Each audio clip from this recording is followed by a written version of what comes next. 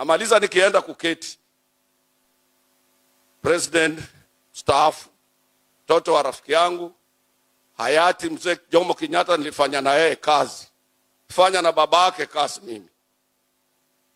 Nilifanya na President Moi, nilifanya na President Kibaki, na hata huyo kijana nikafanya na yeye kazi nikimshauri kwa upande wa vyama vya wafanyikazi. Mtu amwambie asaidie mwenzake. Yeye angelikuwa president kama hakukuwa William. Namjua sana, asikudanganya atakufanya president kwa ajili yeye ni mvivu sana. Rafiki yangu namjua. Sisi kwa Azimio hakutufanyia hata mkutano mmoja wa kusimama kusema kura iende kwa Raila Amolo Odinga. Namaliza nikiketi chini.